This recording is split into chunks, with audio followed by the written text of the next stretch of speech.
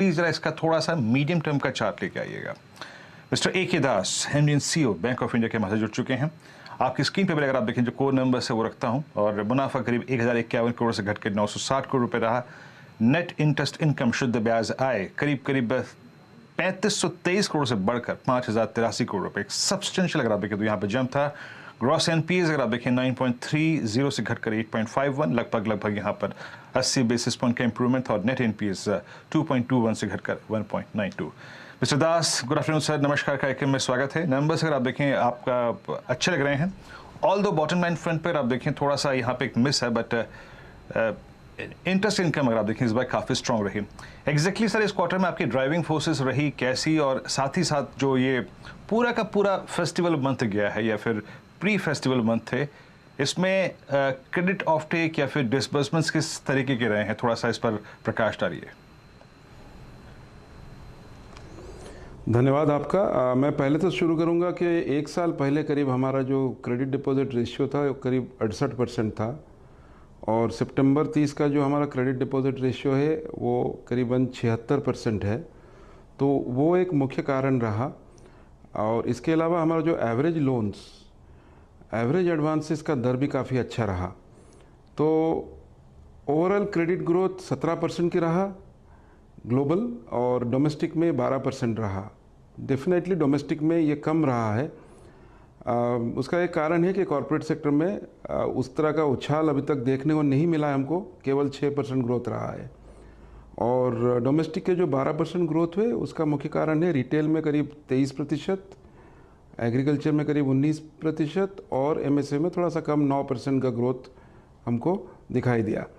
तो CD ratio और अच्छा एवरेज लोन बढ़ने के कारण हमारे यील्ड ऑन एडवांसेस बढ़ा, जो कि 7.21 हुआ है। और उसके साथ साथ हमारा एनआईएम भी जो है वो 3% पार किया। ग्लोबल एनआईएम 3.04 और डोमेस्टिक एनआईएम 3.49।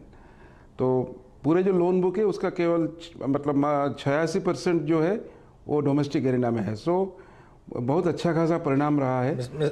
तो ये क्रेडिट ग्रोथ जो रहा है मुख्यतः रैम सेगमेंट में रहा है। ये मिस्टर दास, गुड आफ्टरनून। ये 3.49% एनआईएम बोला आपने, कंपेयर टू 2.55 जो Q1 में था। या डोमेस्टिक 3.49, ग्लोबल 3.04। तो ये सस्टेनेबल है क्या? ये तो काफी अच्छा मार्जिन है, ये तो काफी अच्छे बैंकों को कम्पीट कर रहे हैं आप। जी, बिल्कुल। जहाँ तक सस्टेनेबिलिटी की बात है, देखिए आपको पता है यहाँ पर अभी इंटरेस्ट रेट रीअलाइनमेंट्स हो रहे हैं और रिप्राइसिंग हो रहा है। तो हमको डेफिनेटली थोड़ा अच्छा इफेक्ट मिला।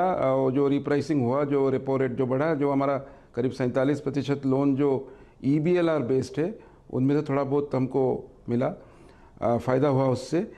साथ ही साथ डिपॉजिट में भी थोड़ा बहुत बढ़ोतरी हुई है, लेकिन डिपॉजिट थोड़ा टाइम लेते हैं रिप्राइस होने के लिए मैच्योरिटी के हिसाब से।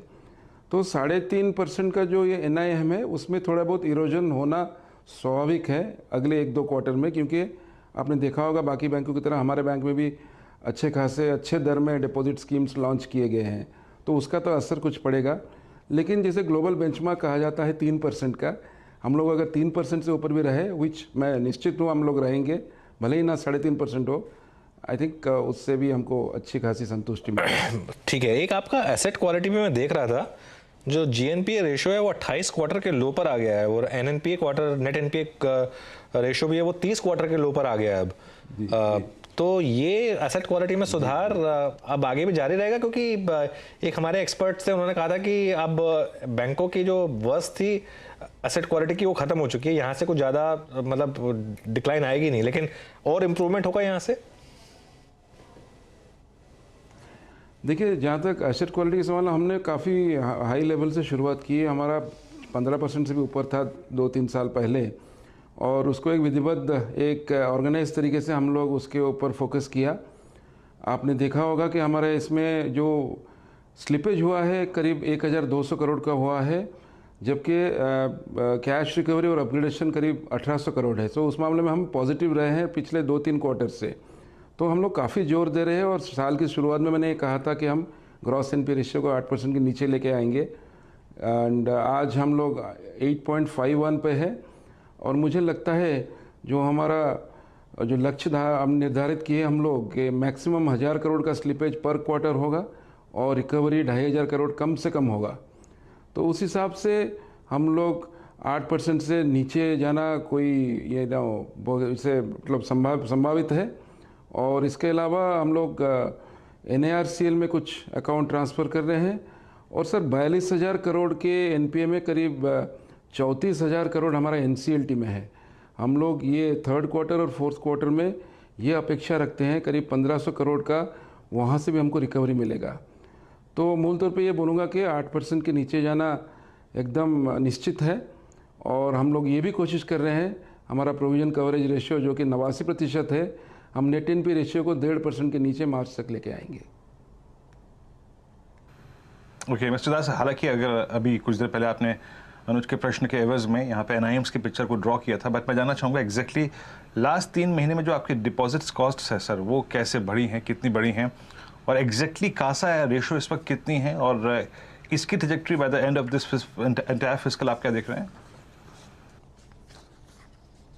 कासा हमारा 44% है जो कि हम लोग मेंटेन किए है। बाकी बहुत सारे बैंक में आपने देखा होगा CASA percentage wise absolute number भी घटा होगा, लेकिन हम लोग सक्षम हुए कासा को 44 के आसपास रखने के लिए। वो एक बड़ी बात है क्योंकि कोविड के बाद तो डिपॉजिट्स विड्रॉल बहुत हो रहे थे, तो उसमें मैं अपने पूरे टीम को बधाई दूंगा कासा को बरकरार रखने के लिए 44% पे। हाँ, डिपॉजिट कॉस्ट जो सिक्वेंशियली आप बता रहे हो थोड़ा बहुत ये बढ़ा है बिकॉज लिक्विडिटी का इशू जो आजकल चल रहा है, तो इसलिए हम लोगों को थोड़ा डिपॉजिट रिप्राइसिंग करना पड़ा। और हम लोगों ने 555 दिन का और अभी 777 दिन का स्पेशल डिपॉजिट स्कीम, उसमें अच्छे इम्प्रेसिव अट्रैक्टिव इंटरेस्ट रेट दे रहे हैं, तो उसका असर तो ज़रूर होना है। और अगले 2 क्वार्टर में Q3 और Q4 में उसका असर ज़रूर देखने को मिलेगा। तभी मैंने बोला कि 3.5% का निम मेंटेन करना काफ़ी चुनौती भरा रहेगा, लेकिन हम डेफिनेटली 3% से ऊपर तो रहेंगे ही। 3% के ऊपर तो रहेंगे ही। दास जी शुक्रिया आपका समय निकालने के लिए। अच्छे नंबर्स और मार्केट ने रिवॉर्ड किया आपको और काफ़ी अच्छा स्टॉक आपका आउट परफॉर्म कर रहा है। थैंक यू सो मच और ऑल द बेस्ट आगे के क्वार्टर्स के लिए। धन्यवाद धन्यवाद। ओके, तो चलिए ये थे बैंक ऑफ इंडिया के मैनेजमेंट। अच्छा वीरेन, एक बहुत इंटरेस्टिंग चीज़ आपने नोटिस करी इस चैट में क्या निकल कर आई? वो जो मार्जिन को लेकर मैंने पूछा था